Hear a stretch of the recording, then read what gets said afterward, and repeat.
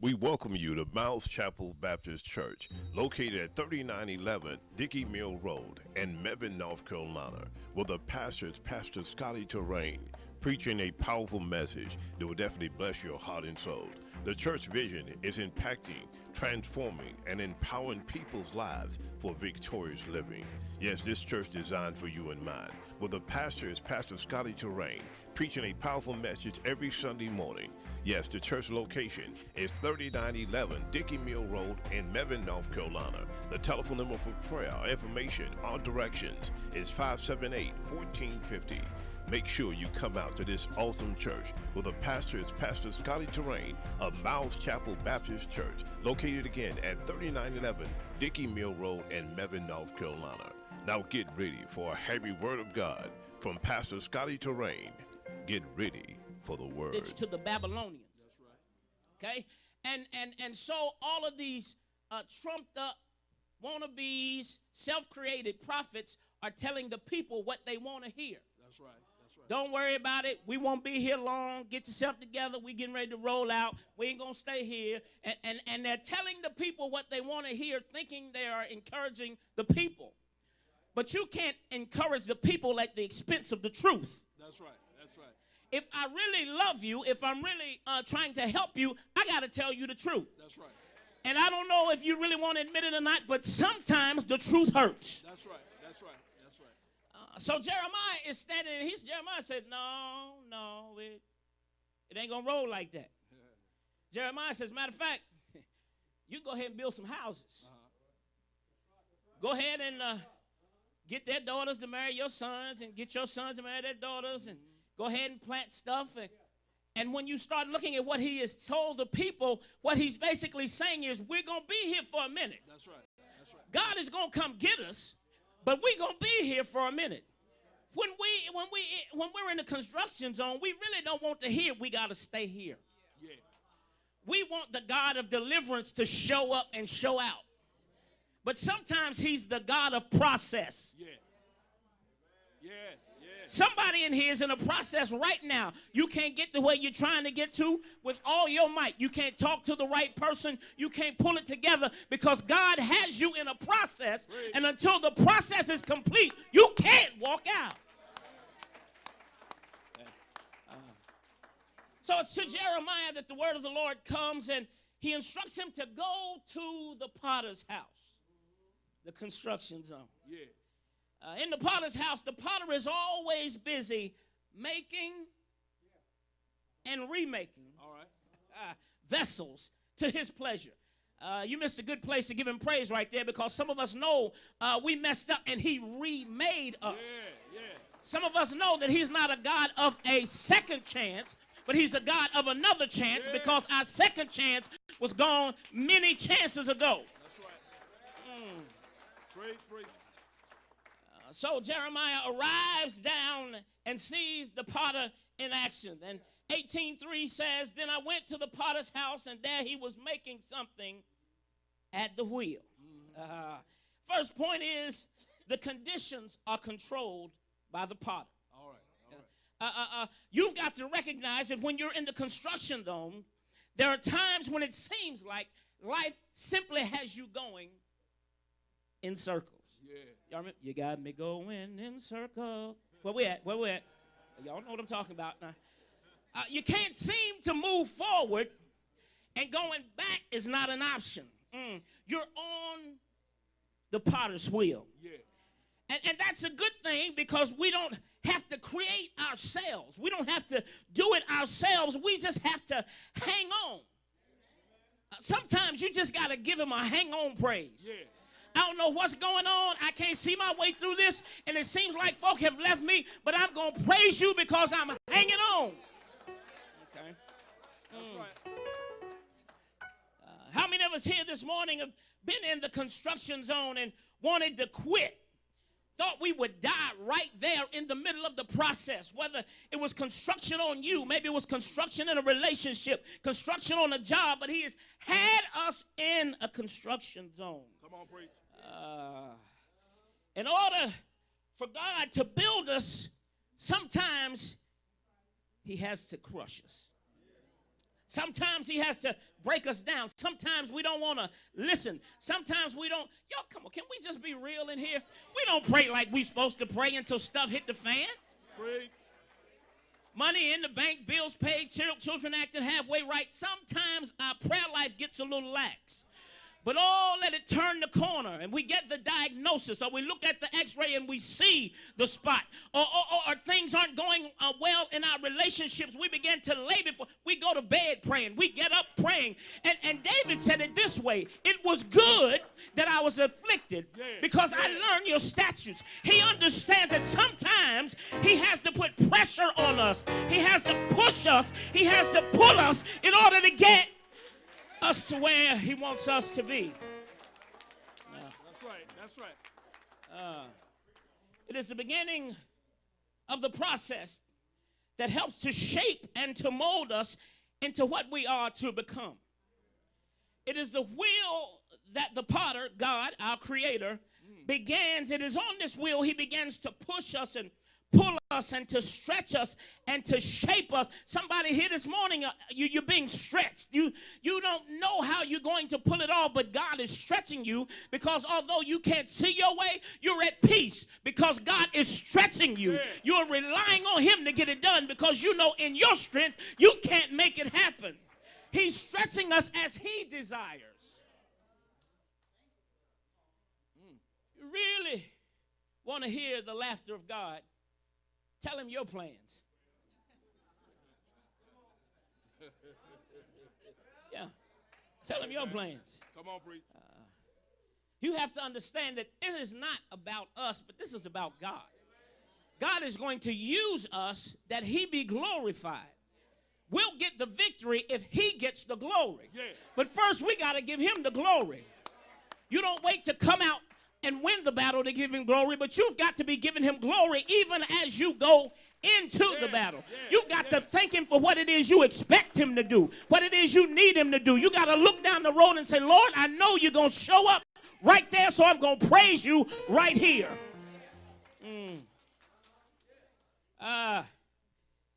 Psalms 100, third verse, A part says, know that the Lord himself is God. That's right. It is he who has Made us. Come on, help me, y'all. Not we ourselves. After a time on the wheel, the potter places his creation. Now, I'm moving a little fast. Let me back up, because while you're on the wheel, sometimes the clay is not subtle enough, and so he has to wet it down. Yeah. Sometimes to wet us down, he'll send us through seasons of storms. Storms will come in our life to wet us down, to make us pliable, so when he puts his hand on us while we're on the wheel, he can shape us to that thing he desires us to be. So now we're on the wheel and we're going round and round, and he's pressing us on this side and he's pressing us on that side, and finally he gets us shaped as we think he thinks we ought to be. Yeah. But then it says he moves us to a kiln, a type of oven that produces temperatures sufficient to complete some process, such as hardening, drying, or a chemical change. He puts us in heated situations in order to make us better. Yeah. Sometimes we don't really know of what's in us until we're placed in a heated situation. Yeah. Until our environment becomes hot. Yeah. Anybody ever said, don't raise your hand, I'll never do that. I don't know what they would think about. How they go do that? Messed around and got put in a hot situation, and before you knew it, you had done the same thing. Because sometimes it takes hot situations for us to realize what's still in us. That's right. Let me tell you this. There is some good in all of us, and there's some bad in the best of us. Don't get it twisted because you've been walking this way for a couple of days. It don't take but a minute.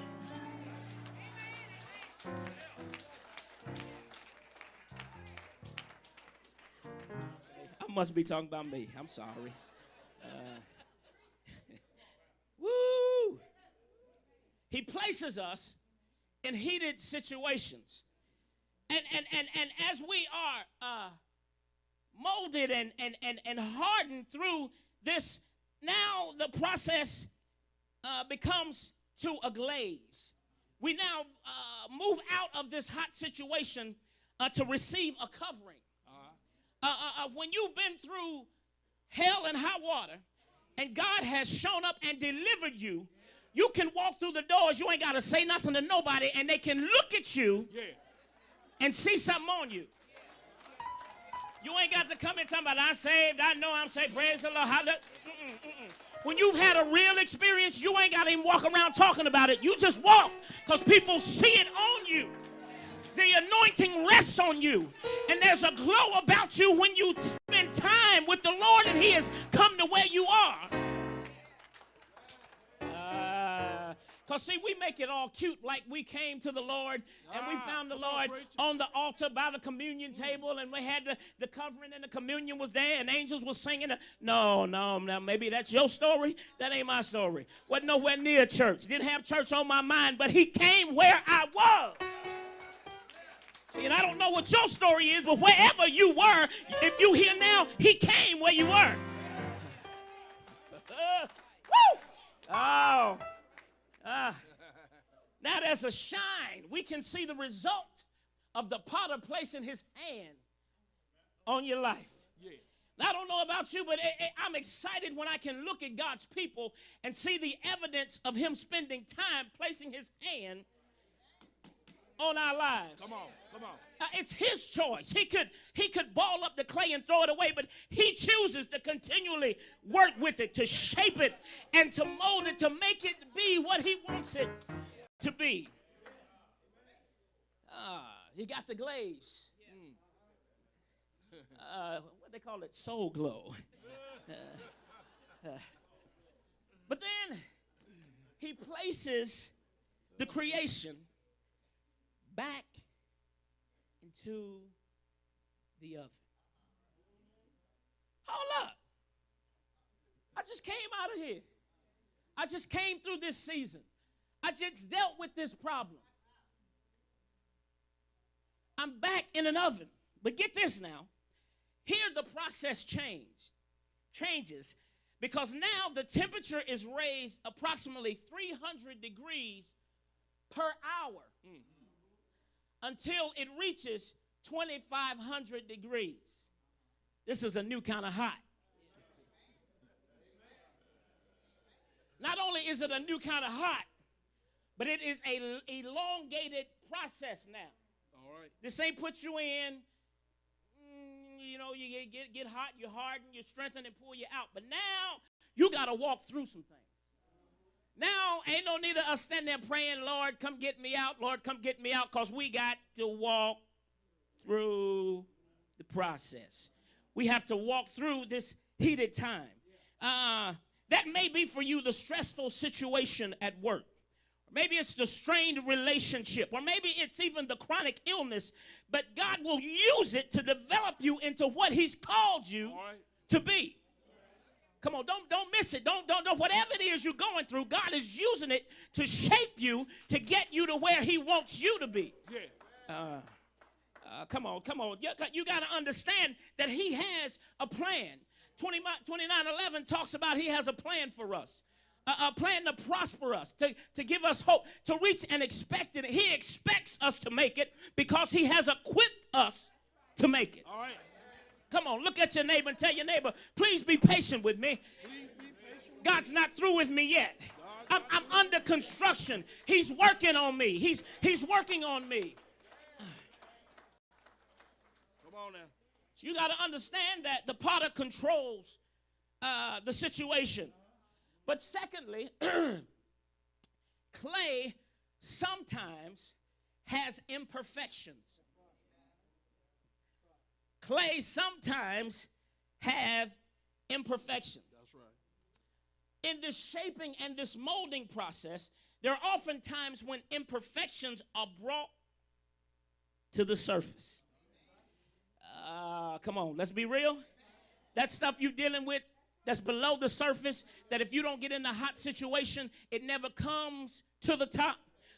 It's those things, those imperfections that will show up. But no, The imperfection is not in the potter, nor is it in his hands. It's in the clay. Yeah. What are you talking about, Pastor? It's not God, it's us. He's working with what he got. And I ain't going to talk about you. I'm going to talk about me. He already pulling off a miracle.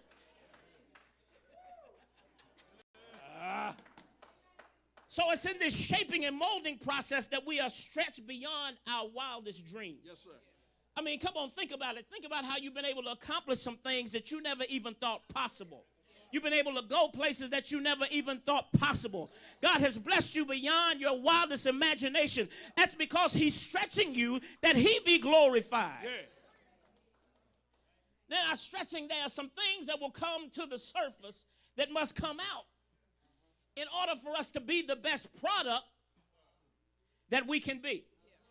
If you go to the pottery store and they will have a section, Sister Roberta, that has they have jars and bowls and whatnot that have imperfections, and you can get that at a discounted rate. I don't know about you, but I ain't a discounted Christian. So he puts me in situations that will bring all of the things in me that need to be out to the surface so they can be skimmed off by the Holy Spirit. He puts me in situations I really don't care to be in. I don't want to be in. I don't want to deal with this person. I don't want to deal with this situation. But he keeps putting me in this situation until I get it right.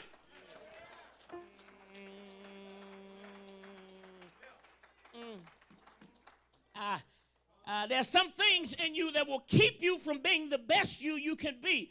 But God allows us to be under construction and reconstruction and renovation in order that we can be the best he's called us to be. He makes us go through these situations and circumstances. Yes. So when there are imperfections, we allow him to work it out. I was looking up pottery, and it talks about how sometimes when they make pottery, there are what they call moonies. These are like crescent moon-shaped imperfections that rise up to the top, whether they be something that was in the clay or maybe it's a hole, an air bubble that was not cleared. And the process of correcting a moonie is you have to take a sharp knife. Y'all get quiet. I'm talking about cutting some stuff. Yes, sir. They take a sharp knife and they hit it very lightly until the hole completely opens. Then they go in and they refill the hole. After they refill the hole, they put it back into the oven. Pull it out of the oven. Then they sand it down. Sandpaper, that's rough, y'all. That situation you're dealing with is taking some stuff off you. That's your sandpaper. They sand it down, and then they reglaze it, and it goes right back through the process. Just when I thought I was getting out, Deacon Snipes, just when I thought it was over, I got to go back. Come on, preach. Okay, so what happens when you get to the end of your 9th grade year and you have not passed your course? Repeat. So why y'all think God gonna just let us slide? Oh, go ahead. No, no. Come on back. Come on. Take it from one who has tried. Clay has imperfections. Clay has issues. That's right. Even with our best intents, y'all, we got issues. And I don't know about you. I can speak for me. I'm not in church because I got it all together. That's right. As a matter of fact, the opposite is quite the truth. Because I know me. Because I know me without the Lord, I understand I got to stay with him every step of the way. I understand I can't let a day go by I'm not in the Word. I can't let a day go by that I'm not talking to some of the saints. I can't let a day go by that I'm not in prayer to him. I've got to communicate because I know me.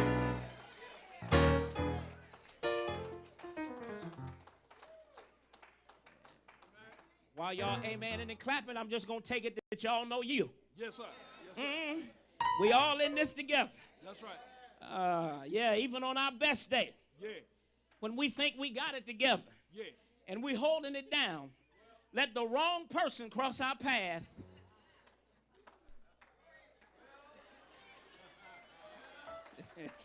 Woo! But if you don't get it right, don't fret. It's coming back again. Yes, sir.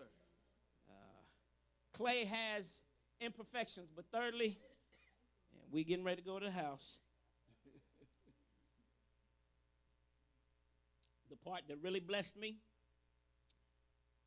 it's in the potter's hands. Yeah, yeah. Bless the Lord. Jeremiah 18:4 says, and the vessel that he made of clay was marred. But what does it say after that? Yeah. In the hands of the potter. I'm not so concerned about my being marred because I'm in the potter's hands. Yeah. Somebody missed a good place to give him praise there, because whatever's going on in your life doesn't really matter because you're in the potter's hands. It doesn't matter how they treated you. It doesn't matter what they said about you, because you're in the potter's hands. Doesn't matter what you've gone through or what you're going through. You are in the hands of the potter. And as we are in the potter's hands, he begins to shape us and begins to mold us to be what he's called us to be. We're in the hands of the potter. He can correct anything in our lives. He can change anything in our lives, because the potter has the power to rebuild every situation, to change every circumstance that I might face. So when imperfections begin to show, when weaknesses begin to pop up in my life, when we fail to stand in heated situations, don't be discouraged, because you're still in the potter's hands. And I don't know about you, but I'm mighty glad that I can rest in the potter's hands. I know Allstate are the good hands people, but my God has better hands. I'm glad I'm in the potter's hands, that although there may be weaknesses, although there may be proclivities, although there may be challenges, I can rest because I'm in the potter's hands. Well, sir, what's the point? I'm glad you asked. It depends whose hands you're in. A basketball in my hand is worth about $45, but in the hands of LeBron James, it's worth $19 million a year. It depends whose hands you're in. A football in my hand is worth maybe $25, but in the hands of Cam Newton, it's worth $5.5 million a year. It depends whose hands it's in. A tennis racket in my hands is useless, but in the hands of Serena Williams will win a Wimbledon championship, because it depends whose hands it's in. A rod in my hand might keep a wild animal away, but a rod in the hand of Moses will part the mighty sea. I tell you, it depends whose hands it's in. 2 fish and 5 loaves of bread will feed a couple of people when placed in my hands, but when given to the master will feed thousands, because it matters whose hands it's in. Nail scars in my hand indicate I survived a building project, but nail scars in the hands of Christ say I can survive whatever comes my way, because he did. I'm telling you, it depends whose hands it's in. You do know him, don't you? He's the King of the Jews, King of Israel. He's the King of righteousness. He's the King of ages. He's the King of heaven. He's the King of glory. He's the King of kings and the Lord of lords. He's in his character. His reputation is spotless. His love is limitless. His word is priceless. His faithfulness is matchless. His kingdom is endless. His arm is not short, and his ear is not deaf. You can't get him out of your mind. You can't get him off your hands. You can't outlive him, and you can't live without him. The Pharisees couldn't stand him, but they found out they couldn't stop him. Pilate couldn't kill him. Herod couldn't kill him, death couldn't handle him, and the grave couldn't hold him. I'm talking about the master's name of Jesus, the one who shapes us on the wheel of life. Through every situation that we're turning in, he presses us and pulls us and shapes us.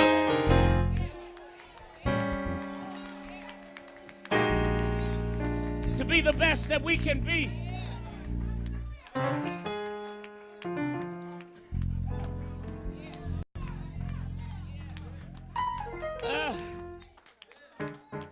It gets crazy on the wheel. Yes, sir. But when I rest in the fact that I'm in the potter's hands. Yes, sir. Yes, sir. Jesus. When I want to throw in the towel, say I ain't going back. Come on now. But then I got to realize I'm in the potter's hands. When it's easier to walk out the door than to stay and deal with the issue, you got to realize you're in the potter's hands. And I don't know about you. There may be 3 or 4 witnesses who can say it may be uncomfortable, but I'm going to stay right here. I'm going to stay in the potter's hands. I'm going to hang on whatever comes my way. Some days it's a rope. Some days it's a string. But whatever I got, I'm going to hang on.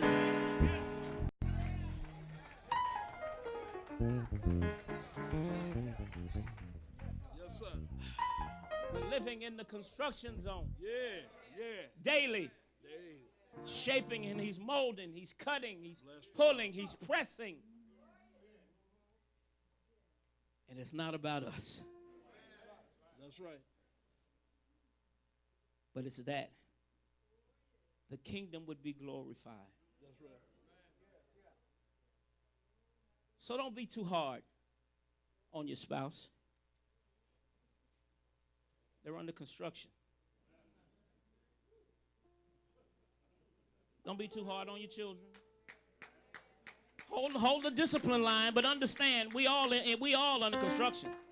We all a work in progress. We all dealing with something.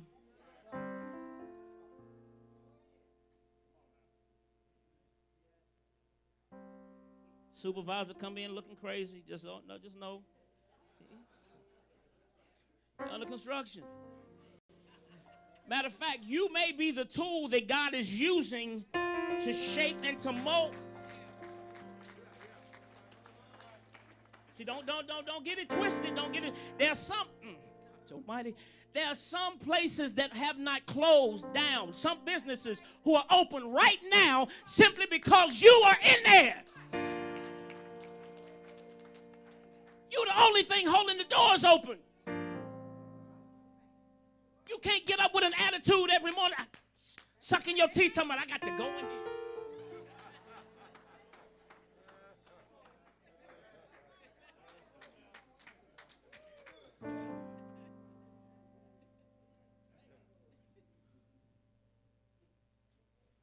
We have to realize the magnitude of the part we play in this. If we who we say we are. Okay, let me ask you this. If he doesn't use us, who he going to use? I'm just saying. I'm just saying.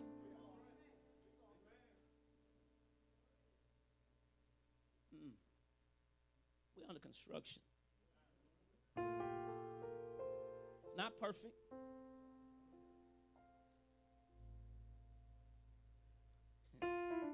Because you know only church folk want you to be perfect. Watch out.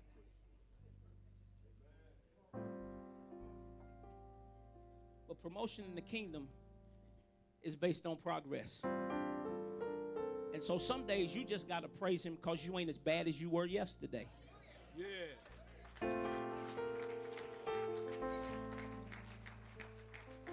You keep waiting for perfection, waiting till I get it all together, wait till I got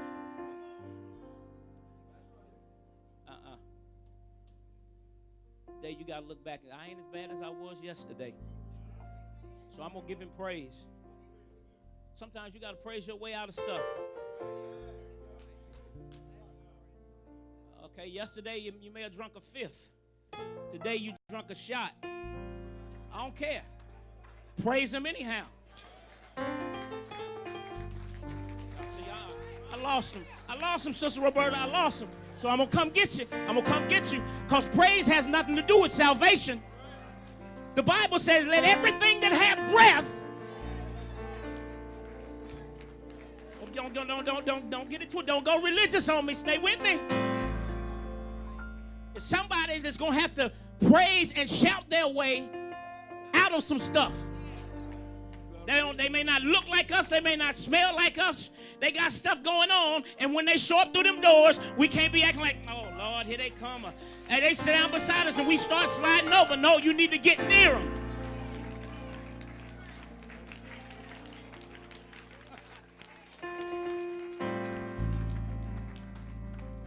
Okay, and I'm trying to let this go. Why y'all think it's so hard for brothers to come to church? Because we out in the world, we doing stuff. I mean, all of it ain't crazy, but we doing, And so they get a perception that they got to have it all together before we can come into the house of God. So somebody got to come in here smelling like Tanqueray, Grey Goose, whatever it is, Colt 45. Okay, I'm going to take them there, Deacon Vincent. Somebody got to come in smelling like weed.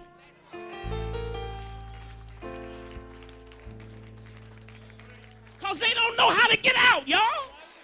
They ain't out there because they want to be. They don't know how to get out.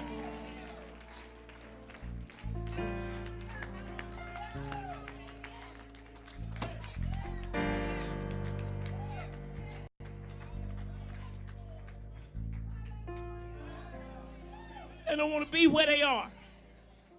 And if we're not here to receive them, they're going to be lost. So you got to love people where you find them. And love them into the church. You got to develop relationships. Relationships that say, hey, my relationship with you is not predicated upon how you act or how much Bible you read. I'm just going to love you where you are. And if you build a relationship and you reading, you build a relationship and you're praying, you build a relationship and you're doing, then they'll start to emulate what they see in your life.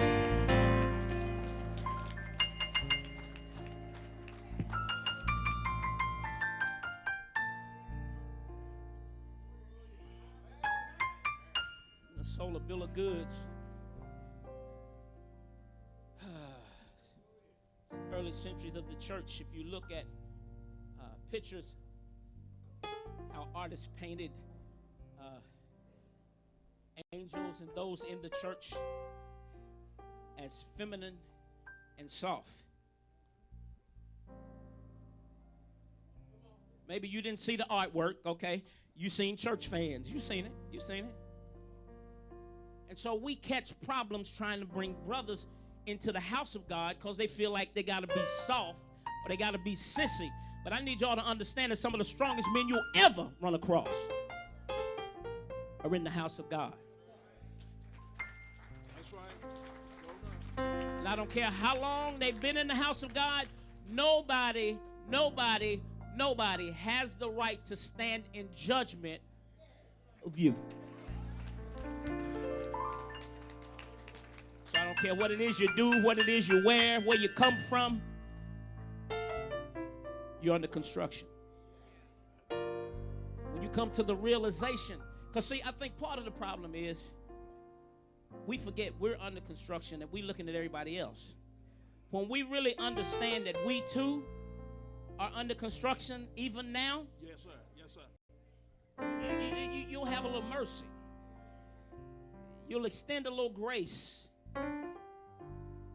Let's rest on our feet.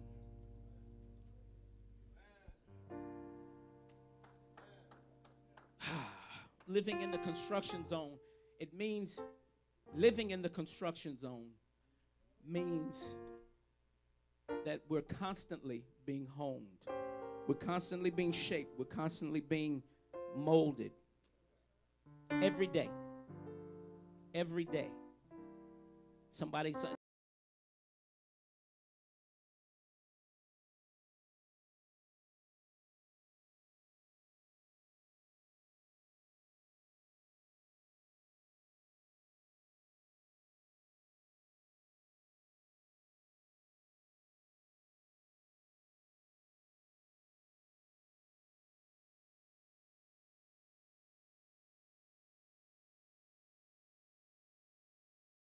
Chapel Baptist Church, located at 3911 Dickey Mill Road in Mebane, North Carolina, where the pastor is Pastor Scotty Terrain, preaching a powerful message that will definitely bless your heart and soul.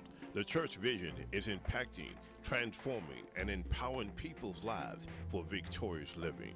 Yes, this church designed for you and mine, where the pastor is Pastor Scotty Terrain, preaching a powerful message every Sunday morning. Yes, the church location is 3911 Dickey Mill Road in Mebane, North Carolina. The telephone number for prayer, information, or directions is 578-1450. Make sure you come out to this awesome church where the pastor is Pastor Scotty Terrain of Miles Chapel Baptist Church, located again at 3911 Dickey Mill Road in Mebane, North Carolina. Now, thank you so much for watching, and may God continue to richly bless you.